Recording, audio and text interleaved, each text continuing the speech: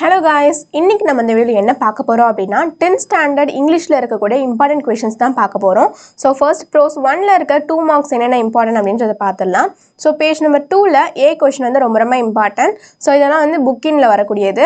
And page 4ல பார்த்தோம் அப்படினா G and F and page number 5ல பார்த்தோம் அப்படினா A க்கு கீழ வரக்கூடிய 6th क्वेश्चन வந்து ரொம்ப இம்பார்ட்டன்ட். சரிங்களா? அடுத்து 2 மார்க்ல ப்ரோஸ் 2ல என்னென்ன இம்பார்ட்டன்ட் அப்படின்றத பார்த்தறலாம். பேஜ் நம்பர் 30ல பார்த்தோம் அப்படினா A and பேஜ் நம்பர் 31ல D பேஜ் நம்பர் 34ல J and பேஜ் நம்பர் 34ல A ரோமன் லெட்டர் கீழ வரக்கூடிய 2 and 3 வந்து ரொம்ப இம்பார்ட்டன்ட். அடுத்து போயம்ல என்னென்ன क्वेश्चन இம்பார்ட்டன்ட் அப்படின்றத பார்த்தறலாம்.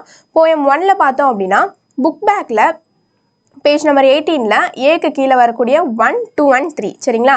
அடுத்து பேஜ் நம்பர் 19ல வரக்கூடிய A க்கு கீழ வர 4th क्वेश्चन வந்து ரொம்ப இம்பார்ட்டன்ட்.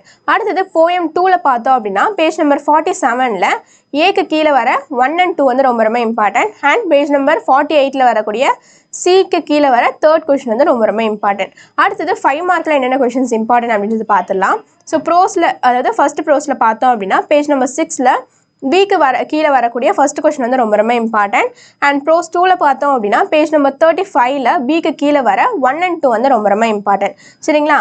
அடுத்து போயம்ல என்னென்ன क्वेश्चंस இம்பார்ட்டன்ட் 5 மார்க்லன்னு பார்த்தா பேஜ் நம்பர் 19ல B க்கு கீழ வர ஃபர்ஸ்ட் क्वेश्चन வந்து ரொம்ப இம்பார்ட்டன்ட்.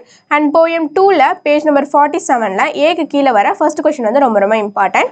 அண்ட் பேஜ் நம்பர் 47லயே B க்கு கீழ வர 3rd क्वेश्चन வந்து ரொம்ப இம்பார்ட்டன்ட். சரிங்களா? இதெல்லாம் மறக்காம படிச்சிட்டு போயிடுங்க.